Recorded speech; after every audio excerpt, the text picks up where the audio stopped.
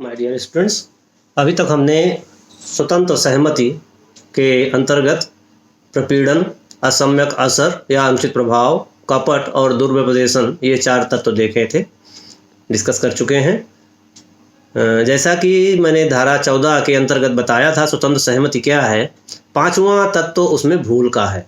प्रपीड़न, असम्यक असर, फ्रॉड या कपट और दुर्व्यपदेशन के बाद 5वां तत्व भूल का आता है और उसमें ये कहा गया है कि भूल जो कि धारा 20, 21 और 22 के प्रावधानों के अध्ययन।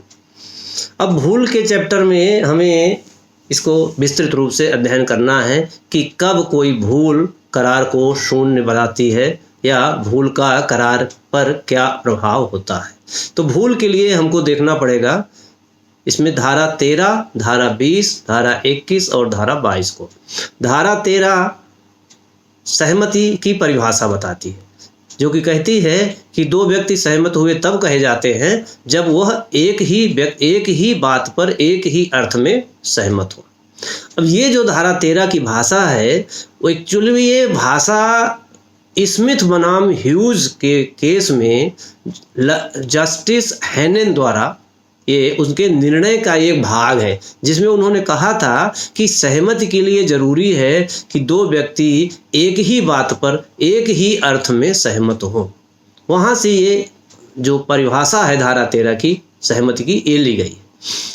अब इसका अर्थ क्या है, एक ही बात और एक ही सेंस का अर्थ क्या है? इसका अर्थ ये है कि कई बार 2 व्यक्ति किसी एक बात पर तो सहमत हो सकते हैं लेकिन उनका अर्थ अलग अलग हो सकता है। अर्थात हो सकता है, मान लीजिए किसी व्यक्ति की 2 बेटियां हैं, एक बड़ी बेटी उसकी 10th पास है, दूसरी बेटी उसकी डॉक्टर हो गई है और वो अपनी बेटी का ब्याह करना चाहता है। स्वाभाविक है, वो पहली बेटी जो अभी 10th पास की घर बैठी हुई है उसका ब्याह करना चाहता है। वो किसी व्यक्ति से अपनी बेटी के ब्याह की बात करता है और वो ये समझता है, यही जानता है कि इसकी एक बेटी डॉक्टर है।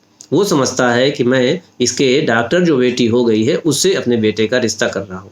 यहाँ पर यद्यपि बेटी और बेटे के ब्याह की बात है, दोनों बेटी और बेटे के ब्याह की बात कर रहे हैं, लेकिन यहाँ पर एक ही अर्थ में सहमत नहीं है।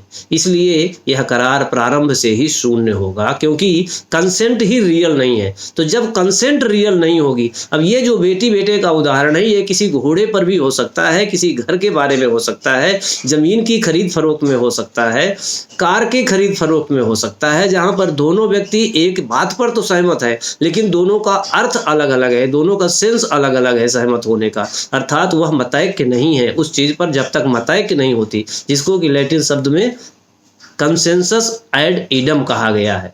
तो मीटिंग ऑफ 2 माइंड्स जब तक वो नहीं होगा तो वहाँ पर सहमति नहीं होगी, सहमति रियल नहीं होगी। इसलिए सहमति के कारण करार संविदा बनेगा ही नहीं, संविदा प्रारंभ से ही शून्य होगी। एक तो भूल का प्रभाव ये होता है और दूसरा भूल जो बताई गई है, जहाँ पर भूल होती है, बात एक्चुअल में वो सहमत होते हैं लेकिन किसी कारणवश, कई बार जिसके बारे में करार करते हैं वह फसल है, वह वस्तु है, वह लड़की है, वह लड़का है, करार करने के समय अस्तित्व में ही नहीं रहता और उनको ये लगता है कि हम इसके बारे में करार कर रहे हैं, तो वह करार शून्य होगा। तो धारा 20, धारा 21 और धारा 22 के प्रावधानों के इसके तहत हम देखेंगे। धारा 20 कहती है कि जब करार के दोनों पक्षकार संविदा की विषय वस्तु के आवश्यक तत्व के बारे में, एसेंशियल टू द एग्रीमेंट, विषय वस्तु से जुड़ी किसी एसेंशियल या आवश्यक बात या तत्व के बारे में दोनों पक्षकार यदि तथ्य की भूल कर रहे हैं तो वह करार शून्य होगा।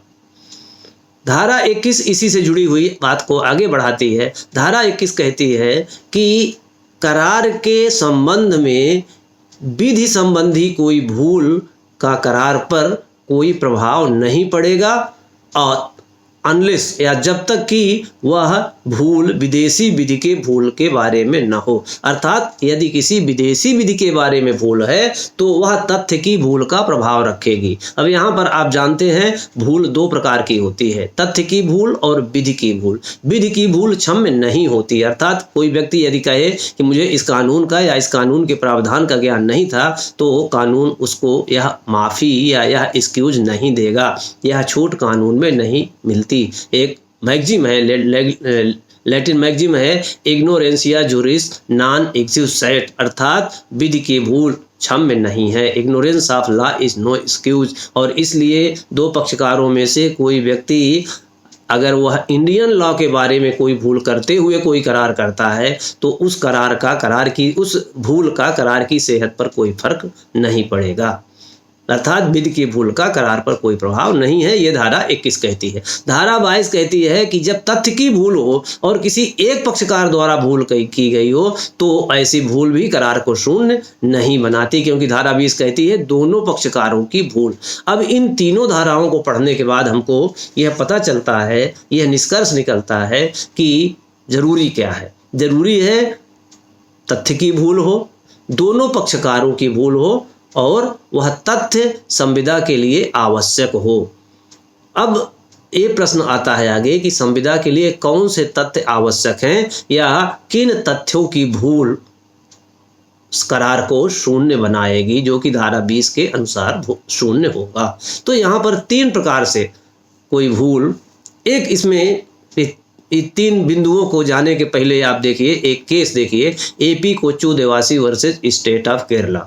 इसमें एक व्यक्ति जो कि राशन का डीलर है, राशन के कंट्रोल रेट की दुकान थी उसके पास, वह सरकारी गोदाम से माल को जहां पर ले जाना था वहां तक का कुछ किराया सरकार की तरफ से उसको मिलता था। उसकी दरें निश्चित थी और जितनी दूरी के अनुसार उसको वो ट्रांसपोर्टेशन अलाउंस, माल ले जाने का जो भाड़ा उसको मिलता था, बाद में उसको पता चलता है कि वास्तव में यह दूरी जिस रेट से मिल रही है उस रेट से दूरी अधिक है, अर्थात उसको बढ़ी हुई दर का भुगतान होना चाहिए था। इस बात पर उसने जो पिछले एरियर्स थे उनको पाने का प्रयास किया, मामला न्यायालय में गया और इसके बाद में AP Kochu Devasi versus state of Kerala राज्य के मामले में न्यायालय ने निर्णय दिया कि यह भूल उतनी महत्वपूर्ण नहीं थी।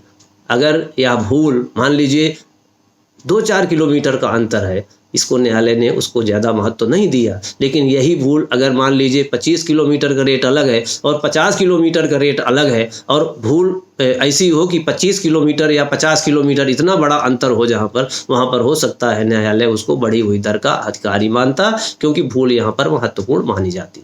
तो 3 बिंदु आते हैं भूल कब महत्वपूर्ण होती है, कौन सी भूल है जो करार पर प्रभाव डालेगी या करार को शून्य बनाएगी। 3 प्रकार से भूल हो सकती है जो आवश्यक मानी गई है न्यायालय के निर्णयों द्वारा। पहला है पक्षकारों की पहचान के बारे में भूल या mistake as to identity of the parties. दूसरा है mistake as to nature and content of the promise. और तीसरा है mistake as to subject matter of contract. पहला है पक्षकार की पहचान के बारे में भूल, दूसरा है वचन की प्रकृति या विषय वस्तु के बारे में भूल, और तीसरा है वचन की विषय वस्तु के बारे में भूल।